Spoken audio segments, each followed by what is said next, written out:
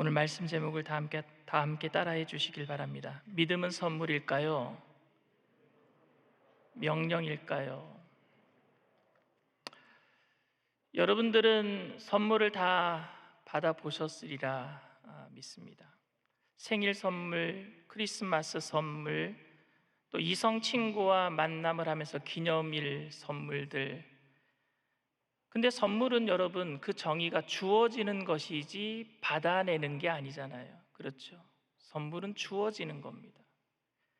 그런데 저는 가끔 선물을 강요당할 때가 있습니다.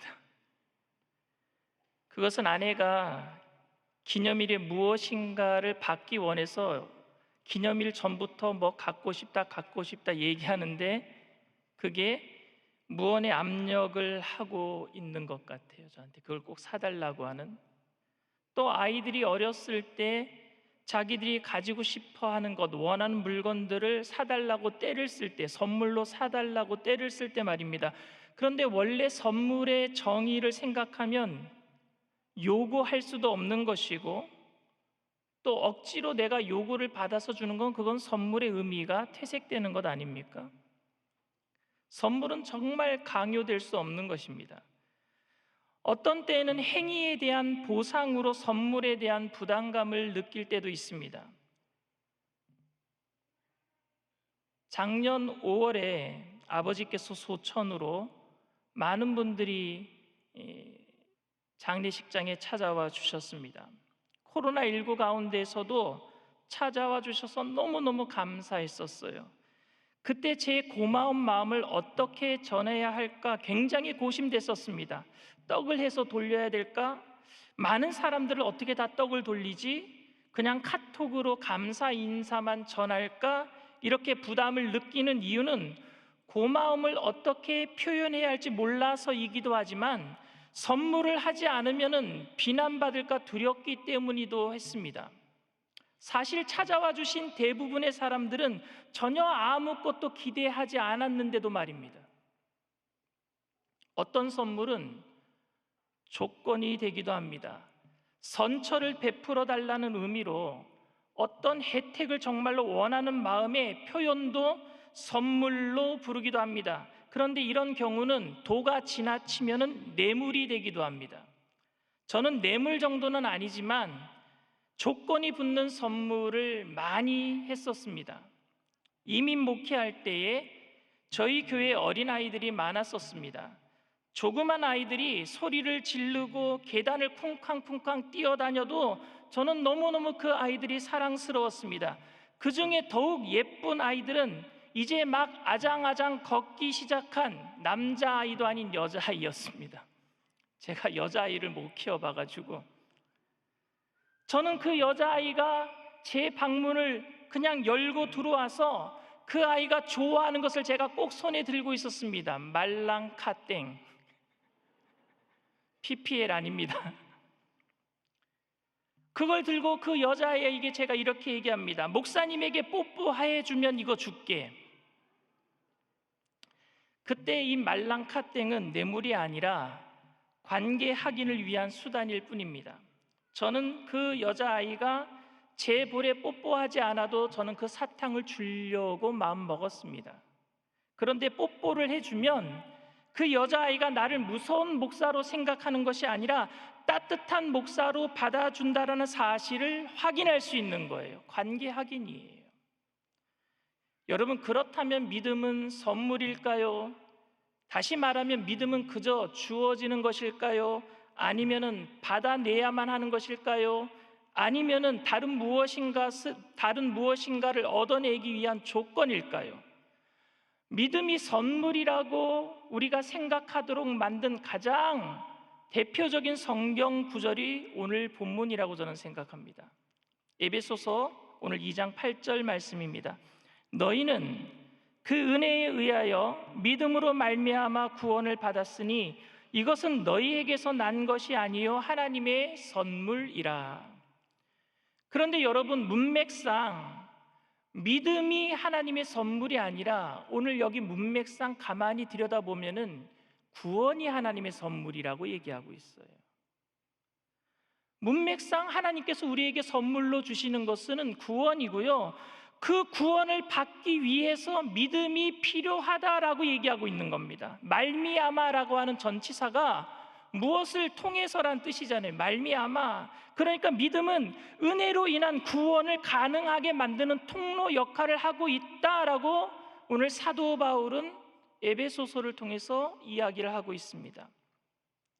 믿음을 구원이라는 하나님의 선물을 받기 위한 조건이라고 얘기하고 있는 겁니다.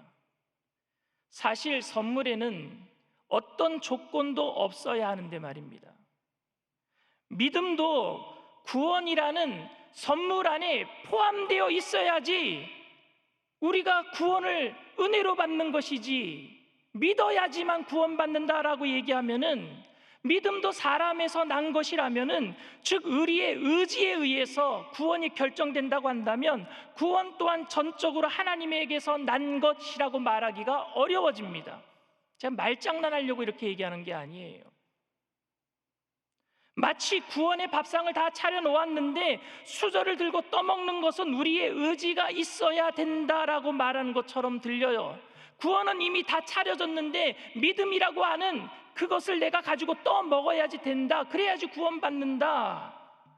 근데 이렇게 생각하는, 이게 오류거든요. 신학적인 오류인데, 이것은 인간이 가지고 있는 자유의지가 능력이 있다라고 하는 거기에서 출발하는 오해예요. 자유의지로 모든 것을 다 할 수 있다라는 그 능력이 있다라고 하는 것에서 말입니다. 사실 우리가 가지고 있는 자유의지는요, 능력의 한계가 많습니다. 예를 들면은 갓난 어린아이들은요, 밥상을 차려 놓아도 엄마가 먹여주지 않으면은요 절대 먹을 수 없습니다. 배가 고파서 먹고 싶다라는 의지는 표명하겠지요. 아이들이 울면은 기저귀를 갈아달라고 하는 건지 배가 고파서 우는지 이것은 엄마들이 다 알 수 있는 겁니다. 근데 아이들은 자기 의지를 표명해요. 배가 고파서 우는 거예요. 근데 그 의지를 가지고 먹을 수는 없어요. 능력의 제한이 있단 말입니다. 그러니까 믿음으로 말미암아 구원받았으니라는 8절 말씀은 인간의 자유의지로, 믿음으로 말미암아 그 능력으로 구원을 받는다라는 말은 절대 아닙니다. 왜냐하면 우리의 의지로는 절대 구원받을 수 없기 때문에 그렇습니다. 또 다른 예를 하나 들어볼게요. 차인표 신혜라 부부가 가정에 입양한 두 딸이 있습니다. 예은이는 2005년 12월 생후 1개월 되었을 때 입양되었고요, 예진이는 2008년 1월 100일이 되었을 때 입양되었습니다.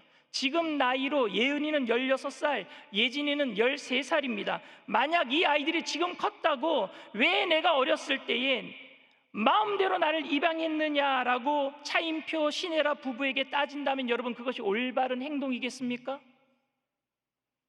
차인표 신혜라 부부는 그 아이들이 자기의 의사를 묻지 않고 자기를 입양한 것이 자유의지를 침해하지 않은 것이라고 말해주기를 기대할 것입니다. 차인표 신혜라 부부가 그 아이들을 선택했다라는 말은 그 아이에게 자유의지가 없다거나 이제는 자기 의지대로 살 수 없고 차인표 신혜라 부부가 원하는 대로 살아야 된다라는 말이 아닙니다.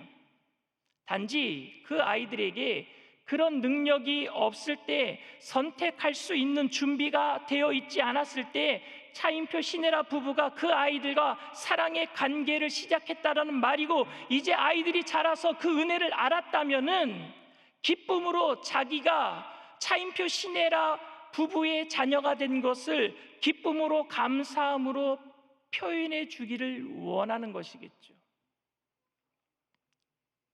우리가 구원을 알게 되었을 때에 진심으로 감사하는 것, 이게 반응하는 것이 믿음이란 말입니다.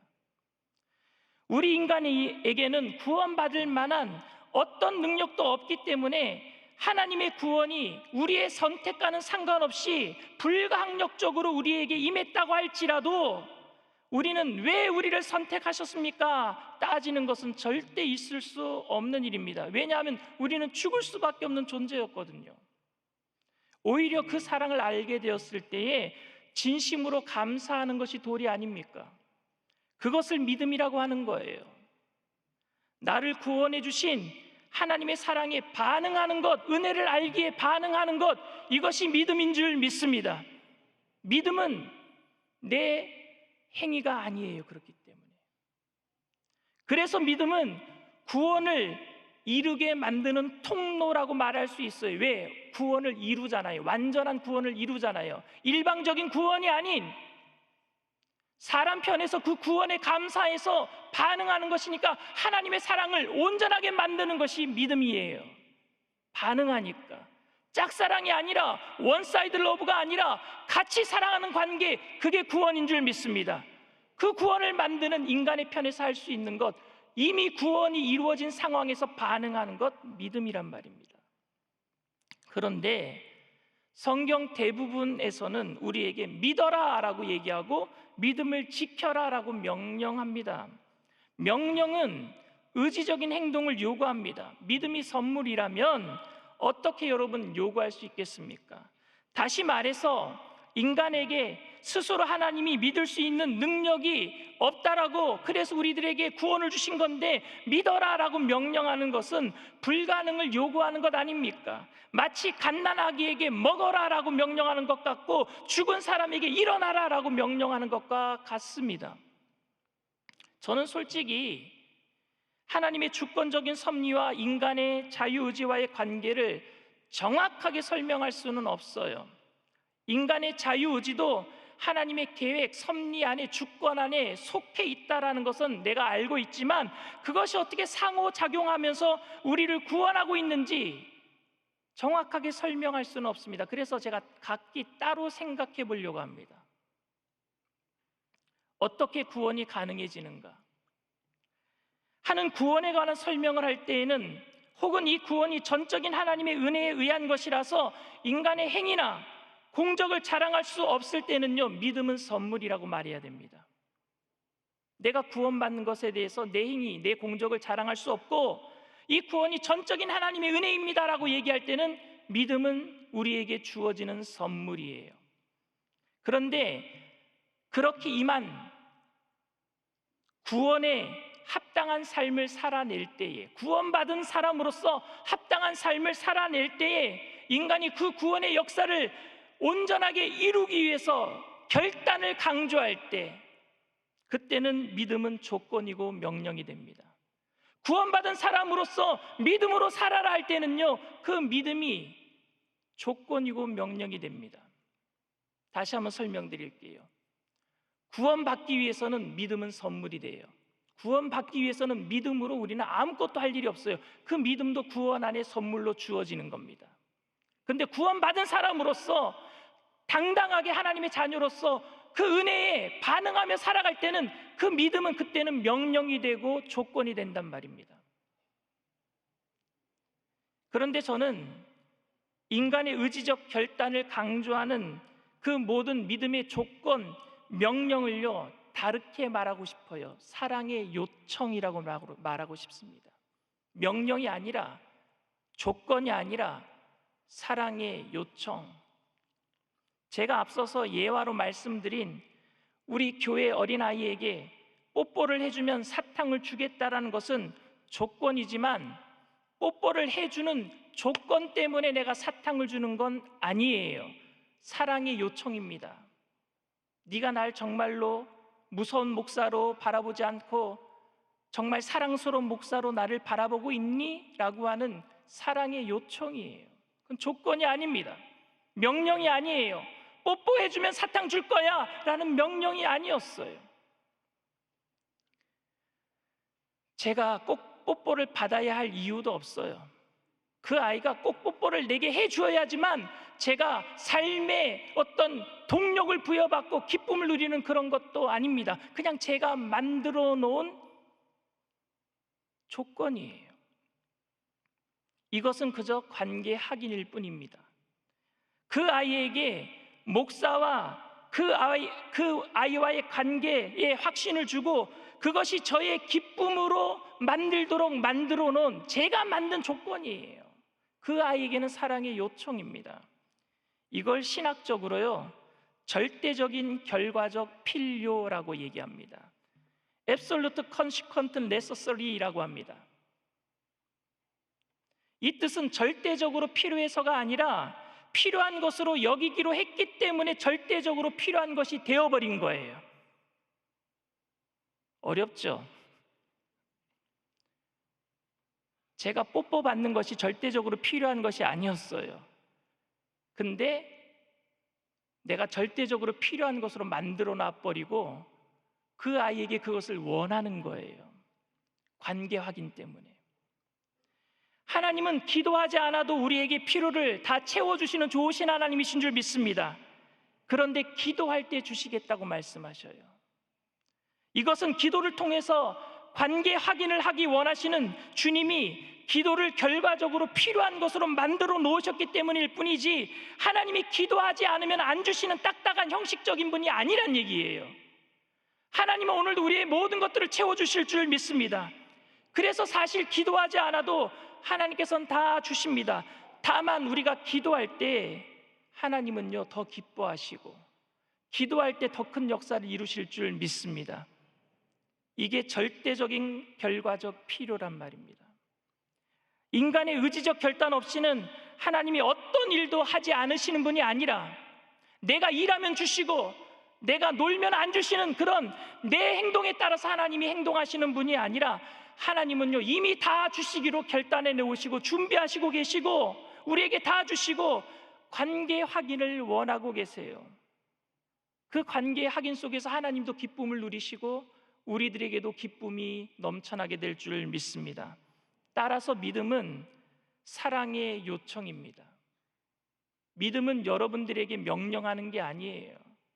여러분들이 할 수 없는 것을 하라고 우리들을 막 일부러 막 억지로 끌고 가는 게 아닙니다. 믿음은 하나님의 사랑의 요청이에요. 이런 의미에서 믿으라는 명령과 요구는 사실 선물이고 선물의 확인입니다. 하지만 동시에 우리에게 믿어라 라고 하며 우리의 의지적 결단을 요구하시는 하나님의 요청을 무시하거나 소홀히 여길 수는 없습니다. 진지한 마음으로 주님의 그 사랑의 요청에, 그 은혜 안에 우리가 거하게 된다면 우리는 기쁨으로 그 요청을 수용하게 될 거예요. 그리고 그 믿음의 요청에 우리가 받아들일 때 무한한 복이 우리에게 넘쳐나게 될 줄 믿습니다. 사랑하는 청년 여러분, 주님은 오늘도 우리를 초청하고 계세요. 할 수 없는 일들을 하라고 하는 게 아니잖아요. 사랑의 요청으로 우리를 초청하고 계세요. 나를 믿어라, 나를 따라라, 나와 함께 가자. 절대 권력을 가진 왕이 강압적으로 종들에게 명령하는 것이 아니라 모든 것을 준비하신 자비로우신 아버지께서 사랑하는 자녀들에게 요청하고 계시는 것이에요. 우리에게 그래서 믿음의 선물이라는 말과 믿음의 명령이라는 말은 크게 다르지 않습니다. 같은 말이 됩니다. 그 믿음의 선물 앞에, 그 믿음의 명령 앞에 기쁨으로 나아가시는 저와 여러분들 다 되시기를 주님의 이름으로 축원을 드립니다. 이 시간 잠시 말씀을 묵상하시면서 기도해 주시기를 부탁을 드립니다. 혹시 이 자리에 처음 나오신 분들 계십니까? 믿다가 교회를 떠났다가 상처받고 있다가 다시 교회에 나오신 분들 계십니까? 오늘 코로나 때문에 이 자리에 참석하지는 못했지만 TV상에서, 인터넷상에서 예배 드리시는 그 자리에 처음 나오신 분들 계십니까? 주님은 여러분들을 지금 초청하고 계세요. 네가 나를 잘 믿으면 내가 너를 복 줄게, 이런 게 아니에요. 기브 앤 테이크가 아니라 모든 것을 다 준비하시고 주님께서 여러분들 다 주시기를 원하셨어요. 그 사랑을 안다면은 그 믿음의 요청 앞에 우리가 나가면 되는 거예요. 주님은 이미 다 주시려고 가지고 계시잖아요. 아니요, 이미 주셨어요. 그 사랑의 요청 앞에 여러분들 믿음으로 반응하시길 바랍니다. 주님, 내가 오늘 주님을 믿겠습니다. 내가 주님을 따라가겠습니다. 결단하시고, 그 결단하신 분들은 제가 하는 기도를 믿음으로 따라해 주시기를 바랍니다. 하나님 아버지, 저는 죄인입니다. 어디에서 와서 왜 살며 어디로 가는지 알지 못하고 방황하며 살았습니다. 저의 죄를 위하여 십자가에서 죽으시고 부활하신 예수님을 제 구주로 모셔드립니다. 저는 하나님의 자녀가 되었습니다. 지금부터 영원토록 주님과 함께 살겠습니다.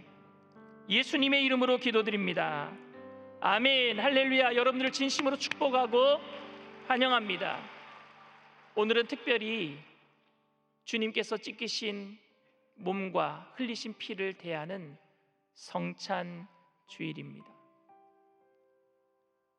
이 성찬도 주님께서 우리를 초청하시는 거예요. 너희가 내 안에, 내가 너희 안에 거하기를 원한다. 세상 끝날까지 임마누엘 되신 하나님께서 함께 하신다는 그 사랑의 초청 말입니다. 그 사랑의 초청 앞에 우리가 제약된 모습으로 나갈 수는 없어요. 주님 욕심스럽게 살았습니다. 세상 가운데 이리 치이고 저리 치이고 살면서 말씀대로 살지 못했습니다. 그러나 아버지 하나님, 오늘 이 시간에 그리스도의 피로 우리를 정결케 하시고 성령으로 충만케 하심으로 이 성찬을 대할 때 주님의 그 사랑 앞에 믿음으로 반응하여서 주님의 자녀로 떳떳하게 살아갈 수 있도록 우리를 주님 받아주시옵소서. 이 시간 우리의 모든 죄를 회개하고 성찬에 참여할 수 있도록 주님 세 번 부르고 통성으로 간절히 기도합니다. 주여, 주여, 주여. 사랑과 은혜가 풍성하신 좋으신 하나님 아버지,